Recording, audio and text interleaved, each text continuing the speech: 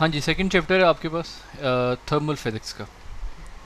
जी बच्चे, क्या होती है थर्मल फिज़िक्स? मतलब एज़ पर यू आप क्या समझती हैं कि थर्मल फिज़िक्स में क्या चीज़ें हम पढ़ सकते हैं?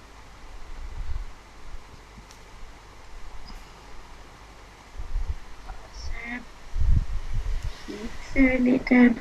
एग्जैक्टली यानी आपके पास कोई भी मैटर है, जब भी ये मैटर इंटरेक्ट करेगा थर्मल एनर्जी के साथ, जब भी कोई मैटर इंटरेक्ट करेगा किसी थर्मल एनर्जी के साथ, तो जी इनकी इंटरेक्शन की वजह से what would be the consequences, कि उसके कंसिक्वेंसेस क्या होंगे। इन कंसिक्वेंसेस को हम लोग पढ़ते हैं थर्मल फिज़िक्स में। तो थर्मल फिज़िक्स में जो सबसे इंपॉर्टेंट बात जो शुरू में ही आ जाती है, that is about kinetic particle model of matter. जी बच्चे, पहली बात तो मुझे ये बताएं कि what do you think about matter? Matter क्या होता है?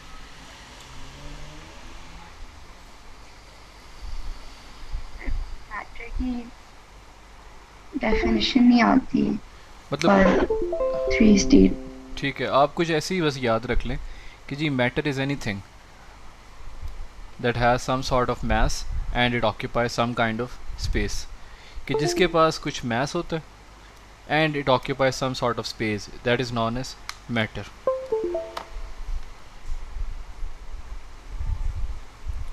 तो जी anything having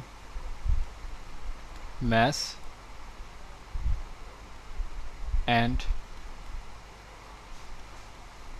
occupying space is known as matter। अब ये जी काइनेटिक पार्टिकल मॉडल मैटर का है क्या? इसके कुछ पॉस्टुलेट्स हैं, वैसे तो इसके बहुत सारे पॉस्टुलेट्स हैं, लेकिन हम सिर्फ वो देखेंगे जो इंपॉर्टेंट है हमारे लिए। सबसे जो पहला पॉस्टुलेट है कि जी कोई भी मैटर हो। अब आपको ये बात तो पता है ना कि जी मैटर की मेनली थ्री स्टेट्स होती हैं। We have got solids, we have got liquids and we have got gases. और इन सर्टेन केसेस हम इसको पढ़ लेते हैं कि जी there is a fourth state of matter as well, that is known as plasma. इसको हम क्या कहते हैं जी? प्लाज्मा कहते हैं। अब जो काइनेटिक पार्टिकल मॉडल का जो सबसे पहली चीज़ है कि जी मैटर, हर matter is composed of infinite atoms. कि जी आप किसी भी मैटर की बात कर लें, that is basically composed of infinite number of atoms. उसके पास इनफाइनाइट नंबर ऑफ एटम्स होते हैं। दूसरी बात कि all atoms are in continuous random motion, जो कि मेनली आपके पास कौन सा मोशन है जी? वाइब्रेटरी मोशन है। कि हर एटम बेसिकली क्या कर रहा होता है? वाइब्रेट कर रहा होता है, और रैंडमली वाइब्रेट कर रहे होते हैं। मतलब कोई ख़ास पैटर्न फॉलो नहीं करते, बल्कि ये रैंडमली सिर्फ क्या कर रहे होते हैं?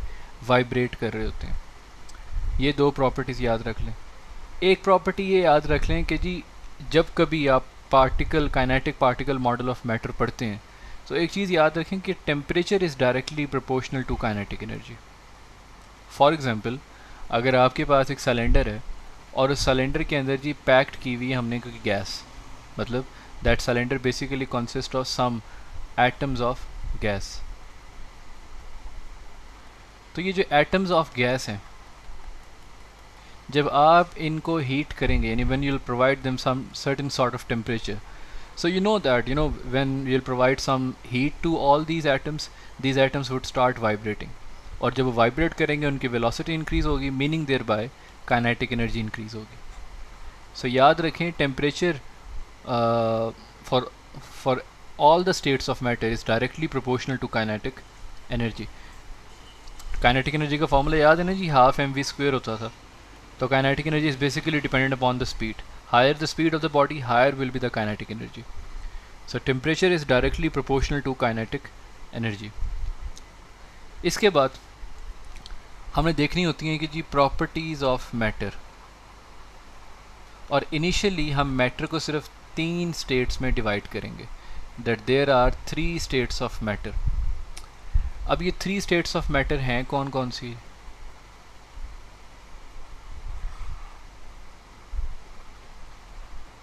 फर्स्ट ऑफ ऑल हमारे पास सॉलिड्स हैं,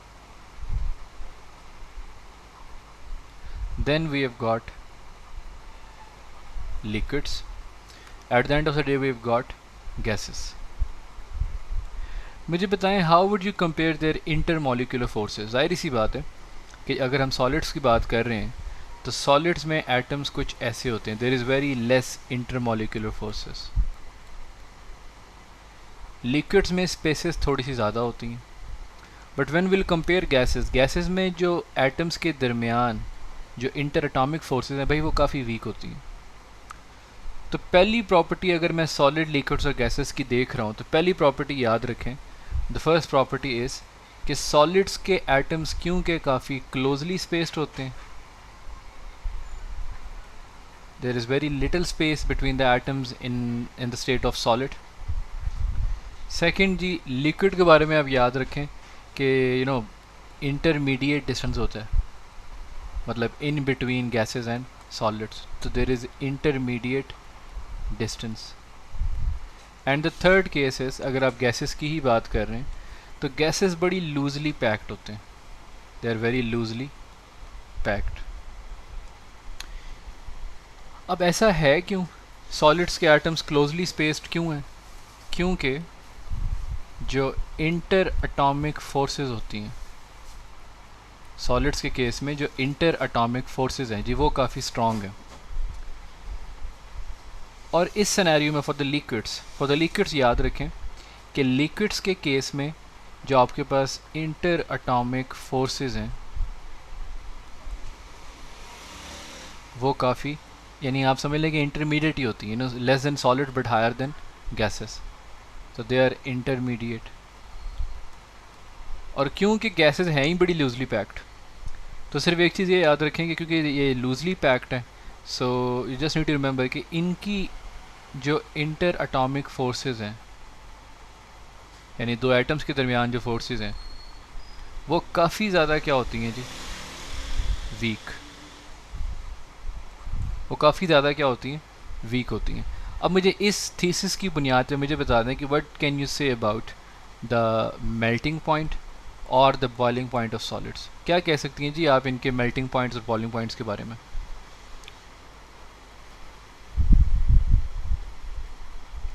क्योंकि इंटरमोलिकुलर फोर्सेस सॉलिड्स में काफ़ी स्ट्रॉन्ग होती हैं, तो what about their melting point और boiling point, would they be higher और वेरी लेस?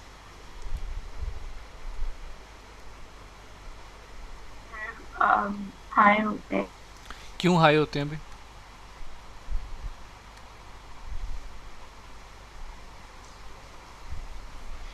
क्योंकि देखें जब एक चीज़ ने मेल्ट होना है जब उस चीज़ ने एक मेल्ट होना है तो जाहिर सी बात है मेल्ट होने का मतलब है कि that thing is being converted from solid to liquid. जब उस चीज़ ने बॉयल होना है तो बॉयल होने का मतलब है that thing is being converted from liquid to gases, ऐसा ही है, वो कन्वर्ट हो जाएगी फ्रॉम लिक्विड टू गैसेस। तो मुझे बताएं सॉलिड्स में इंटरमोलिकुलर फोर्सेस क्यों के काफ़ी ज़्यादा स्ट्रॉन्ग होती हैं? क्योंकि सॉलिड्स की इंटरमोलिकुलर फोर्सेस काफ़ी ज़्यादा क्या होती हैं, स्ट्रॉन्ग। तो उनको कंपेंसेट करने के लिए भी आपको हायर टेम्परेचर चाहिए होता है, you need high temperature for converting a solid into liquid, क्योंकि इंटरमोलिकुलर फोर्सेस ही काफ़ी ज़्यादा स्ट्रॉन्ग है। And same is the case with boiling point as compare two liquids. Liquids का याद रखें कि लिक्विड्स के जो बॉइलिंग पॉइंट्स हैं वो बड़े इंटरमीडिएट होते हैं।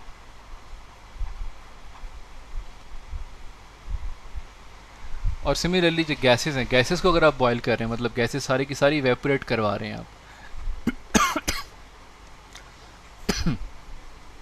तो गैसेस के बॉइलिंग पॉइंट काफ़ी लो होते हैं।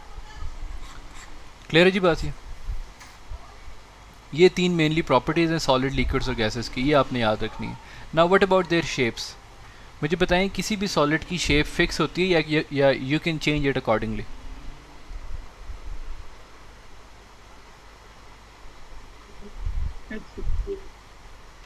सॉलिड्स की शेप जो होती हैं बच्चे वो फिक्स्ड होती हैं, fixed shape. But when we are talking about the liquid, liquids की शेप की जब आप बात करें तो इनकी शेप फिक्स नहीं होती, बल्कि they take the shape of the container. जो जिस कंटेनर में आप डालेंगे ये उसी की शेप अटेन कर लेंगे। मतलब पानी को अगर you are pouring water in some sort of bottle, so that water would attain the shape of that bottle. If you are pouring some water into a bowl, that water would take the shape of that bowl. So it does mean कि जी liquid जो है it takes the shape of the container itself. अच्छा जी, इसके बारे में अगर बात कर लें तो याद रखें गैसेस की बड़ी इंपॉर्टेंट चीज़ है कि they have got no shape. Gases have got no shape, क्योंकि वो उनमें एक तरतीब ही नहीं है, एक ऑर्डर ही नहीं है, मॉलिक्यूल्स एक दूसरे से बड़े दूर दूर हैं। तो याद रखें gases have no shape. Liquids take the shape of the container and solids have fixed shape. आप इनको जैसे मर्जी पोर इन कर लें, सॉलिड्स की जो शेप है वो शेप ही रहेगी। Got it?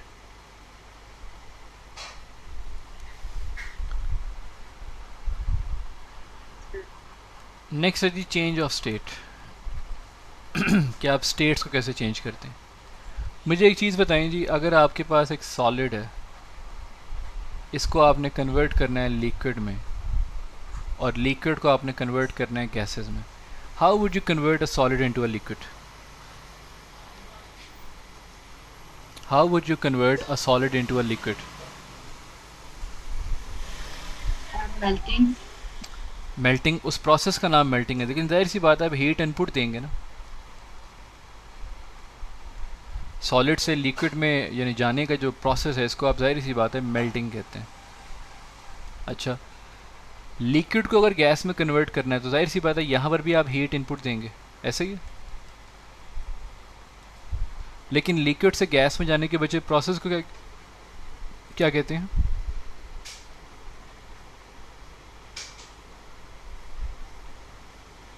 Evaporation. एवेपोरेशन। अब इनको रिवर्स करते हैं। गैस से आपने जाना है लिक्विड में, लिक्विड से आपने जाना है सॉलिड में।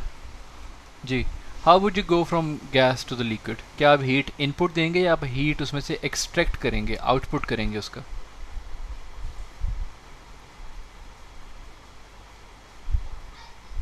हीट आउटपुट Process होगा is ना बच्चे। called हाँ जी, और गैसेस को लिक्विड में कन्वर्ट करने के प्रोसेस को आप क्या कहते हैं? condensation. क्या कहते हैं? Condensation. जी, ओके। नाउ लिक्विड को अगर आपने सॉलिड्स में कन्वर्ट करना है तो वो हीट यहाँ पर आउटपुट आती है। और मुझे बताएं, when you convert a liquid into solid, what do you call it, the process?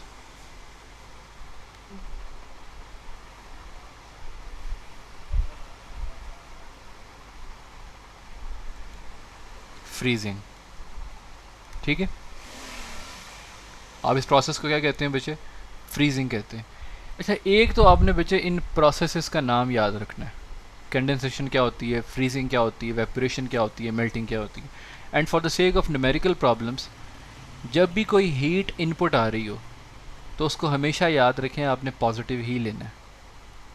And when you are taking heat outside of the system, यानी हीट आउटपुट आप ले रहे हैं बाहर की तरफ, तो you have to take the heat energy negative for this case. ये बात याद रहेगी भी?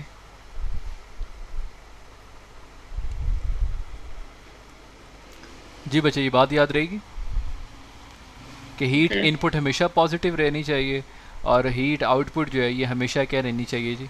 नेगेटिव रहनी चाहिए। नेक्स्ट हम बात करते हैं ऑर्डर की। मुझे बताएं, out of solids, liquids and gases, which state of the matter has atoms in the most ordered manner? किस शेप में सबसे ज़्यादा ऑर्डर में आपके सारे के सारे एटम्स होते हैं?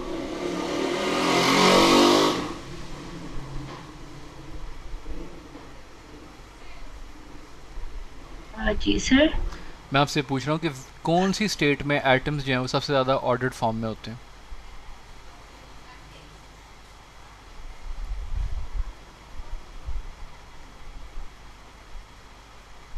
ऑर्डर ऑफ एटम्स की बात कर रहे हैं ना बच्चे, तो मुझे बताएं किस शेप में एटम सबसे ज़्यादा ऑर्डर में होते हैं, तरतीब में होते हैं? Solids. सॉलिड्स में।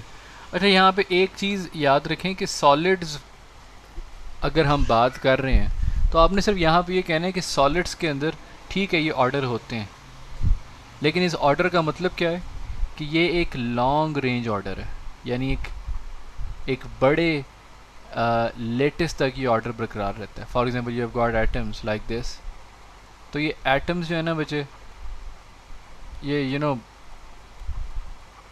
एक लॉन्ग रेंज पाई जाती है ऑर्डर में। लिक्विड्स के पास भी ऑर्डर होता है, एक तरतीब में एटम्स लाजमी अरेंज होते हैं, लेकिन ये इंतहाई शॉर्ट रेंज ऑर्डर है,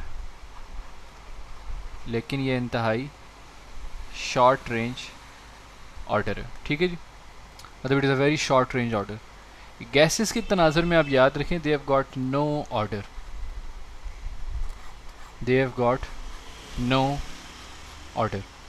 गॉट इट। तो ये ऑर्डर की फॉर्म में आपने ये चीज़ें अभी याद रखनी हो।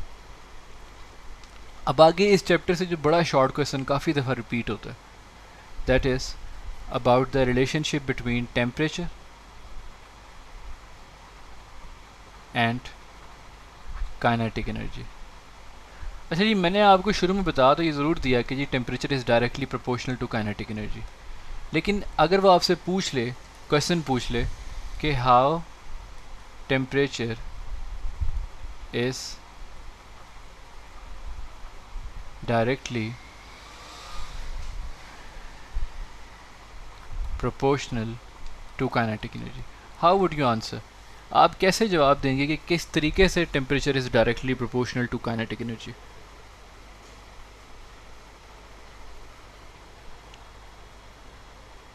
Sir, can you repeat your question? I'm just asking you that how temperature is directly proportional to kinetic energy. Temperature increase होता है तो काइनेटिक एनर्जी इंक्रीज होती है पार्टिकल्स की। नहीं ठीक है, ये होती है, लेकिन एक्सप्लेन करना है ना, ये शॉर्ट क्वेश्चन है अगर एक कि जी मैंने हाउ पूछा हुआ है कि how temperature is directly proportional to kinetic energy, so how would you answer? I know that कि टेम्परेचर होता है जी, ठीक है, लेकिन कैसे, इस बात को कैसे एक्सप्लेन करेंगे?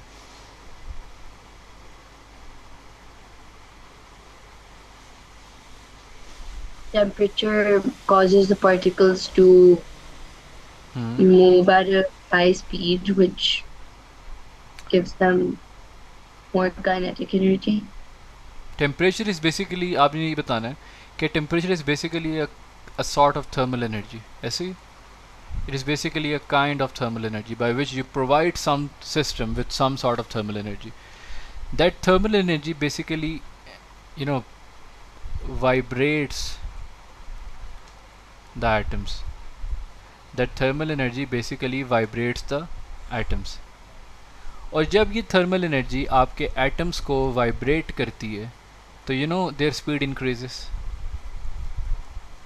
And when speed increases kinetic energy increases, because kinetic energy is dependent upon speed by half mv square.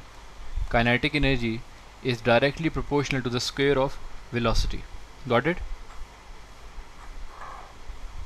समझ आती है इस बात की?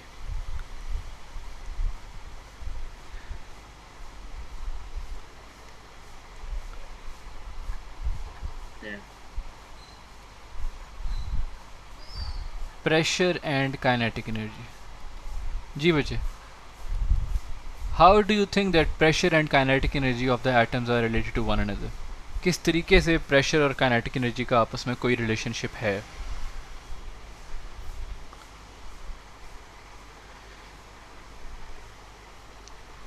सर, प्रेशर और काइनेटिक एनर्जी का गैसेस के केस में रिलेशनशिप होगा। ओके, एक्सप्लेन करेंगे कैसे? फॉर एग्जांपल ठीक है, मैं आपकी बात मान लेता हूँ कि जी क्योंकि गैसेस ही कंप्रेसिबल हैं, तो अल्टरनेटिवली जाहिर सी बात है अगर गैसेस कंप्रेसिबल हैं तो फिर प्रेशर भी उन्हीं पे लग सकता है ना। सॉलिड्स में जब एटम्स के दरमियान स्पेसिस ही नहीं है तो आप प्रेशर लगा कर करेंगे भी क्या? तो क्योंकि गैसेस में their atoms are some space apart, क्योंकि गैस जो एटम्स हैं they are some space apart, तो क्योंकि उनमें काफ़ी ज़्यादा दूरियां होती हैं, काफ़ी ज़्यादा डिस्टेंस होता है, तो आप इन्हीं के ऊपर प्रेशर अप्लाई कर सकते हैं. बट मुझे बताएं how pressure affects kinetic energy. How pressure बढ़ाने से क्या काइनेटिक एनर्जी कम हो जाती है या ज़्यादा हो जाती है? हो जाती है. ज़्यादा हो जाती है. जी सर. कैसे? मतलब for example you have got a container, इसके अंदर मान लें कि आपने एक पिस्टन रखा हुआ है, this shape is known as piston. आप इसको प्रेशर अप्लाई करते हैं, तो जो अंदर सारे एटम्स थे, आपके ख़्याल में क्या उनकी काइनेटिक एनर्जी बच्चे इंक्रीज़ नहीं कर जाएगी? मतलब उनकी वेलोसिटी इंक्रीज़ कर जाएगी ना जब आप प्रेशर अप्लाई करेंगे. When you apply pressure, speed would increase, and when speed would increase your kinetic energy would also increase. समझ आती है जिस बात की? अच्छा, पिछले टॉपिक में ना एक चीज़ रह गई यहाँ पे. एक बड़ा इंपॉर्टेंट कॉन्सेप्ट होता है absolute zero. Absolute zero. Absolute zero से पहले ना आप एक चीज़ बच्चे अपने जहन में बिठा लें कि इस कायनात में in this universe everything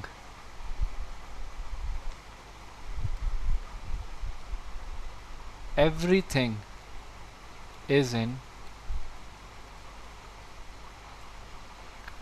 continuous motion.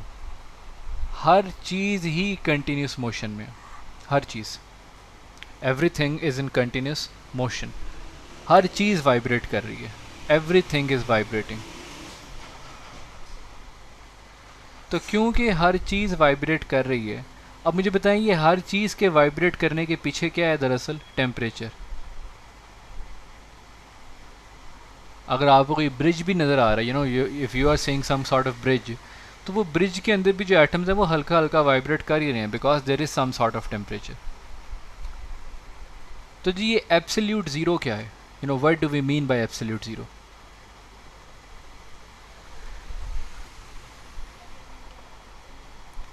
बच्चे 0 डिग्री सेल्सियस, मुझे बताएं क्या इस पे कोई चीज़ वाइब्रेट करती होगी?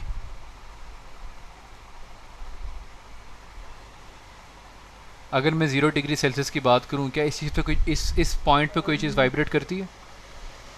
नहीं सर. आप इस टेम्परेचर पर आप मूव नहीं कर सकते? कर सकती है ना. लोग रहते हैं 0 डिग्री सेल्सियस पर. ये टेम्परेचर अक्सर हमें सर्दियों में तो मिल ही जाता है, तो हम इस टेम्परेचर में सर्वाइव तो कर जाते हैं.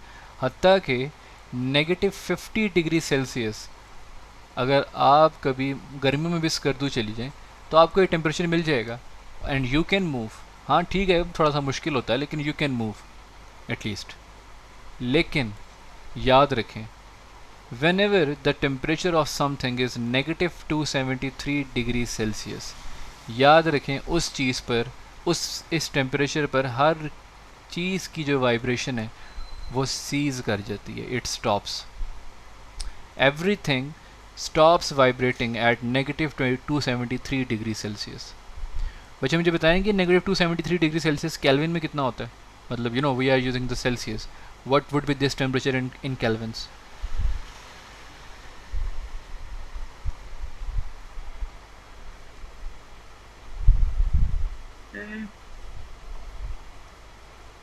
I don't know. देखें, ये तकरीबन 0 केल्विन. अभी मैं बताता हूँ कि how do we convert these things, लेकिन अभी के लिए आप याद रखें कि -273 degree Celsius is basically 0 kelvin,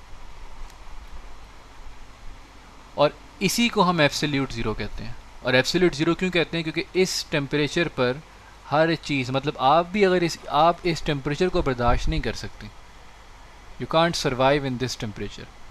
ठीक है, शायद आप 0 पे कर सकती हो, शायद आप -50 पे कर लें, शायद आप -100 डिग्री सेल्सियस पर भी कर लें, but you can not survive in this temperature. ठीक है, और दुनिया में टेम्परेचर मिलता भी नहीं है. But this temperature in physics is known as absolute zero. ठीक है, अभी पिछले दिनों जो कोविड की वैक्सीन थी ना, वो स्टेबलाइज होती थी -180 डिग्री सेल्सियस पे। तो इसके लिए हम नाइट्रोजन का इस्तेमाल करते थे, क्योंकि ये हमारे पास टेम्परेचर अचीवेबल है ही नहीं। लेकिन जो एब्सोल्यूट ज़ीरो है, डैट इज़ -273 डिग्री सेल्सियस। ये एक ऐसा टेम्परेचर है कि जब आपकी वाइब्रेशन किसी भी चीज़ की सीज कर जाती है, रुक जाती है। Got it?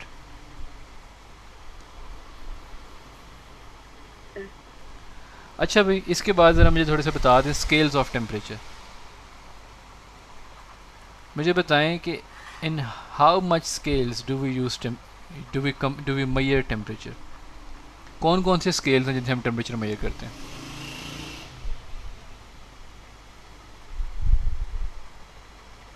Um, क्या मतलब से? मतलब लाइक सेल्सियस वगैरह? जी सेल्सियस है, और कौन कौन से? Kelvin, Fahrenheit. जी, मतलब ये 3 बेसिकली स्केल्स हैं आपके पास। The first one is the kelvin, और याद रखें टेम्परेचर का जो ऐसा यूनिट है that is kelvin. Second one is Fahrenheit. Third one is Celsius. और इनको आपस में कन्वर्ट करना आपको एटलीस्ट आना चाहिए। ऐसे काफ़ी प्रॉब्लम्स होती हैं जहाँ पे करना पड़ता है। देखिए जी, केल्विन से अगर आपने सेल्सियस में जाना है, if you want to go from kelvin to Celsius, आपने यह करना है कि if you want to get the temperature in kelvins, आप अपने सेल्सियस में you just need to add 273। On the contrary, if you want your final temperature in degree Celsius, तो आप केल्विन में से 273 को माइनस कर दें। ये जी 2 फार्मूलाज हैं to convert interconvert Kelvin and Celsius. Got it? ये चीज़ आपने याद रखनी है। अच्छा जी, अगर आपने फ़ारेनहाइट से सेल्सियस में जाना है, for example if you want to move from Fahrenheit to Celsius, तो आपने क्या करना है? If you want to get your temperature in degree Celsius, तो आपने ये करना है कि जी 5/9 टाइम्स फ़ारेनहाइट वाला टेम्परेचर सब्ट्रैक्टेड फ्रॉम 32। और इसी क्वेश्चन को अगर मैं थोड़ा सा रीअरेंज कर लूँ, तो 9 times degree Celsius upon 5 plus 32 equals two degree Fahrenheit. ये जी बच्चे 4 फार्मूलाज हैं, ये आपको याद होने चाहिए। हो जाएंगे याद, या आपको आते हैं पहले से? याद कर लूँगी। ठीक है, मतलब ये केल्विन टू सेल्सियस है, और सेल्सियस टू केल्विन है, सेंटीग्रेड टू फ़ारेनहाइट है, और ये फिर फ़ारेनहाइट टू सेंटीग्रेड है। Got it? यहाँ तक काफ़ी मुझे है जी? बस लिखना नहीं है। जी लिख लें। और बच्चे, वो जो मैंने आपको लास्ट क्लास में एक पास्ट पेपर भेजा था ना, वो मुझे ज़रा दोबारा भेजें, क्योंकि मेरे पास मोबाइल नहीं है, मुझे नहीं पता कि मैंने आपको कौन सा पास्ट पेपर भेजा।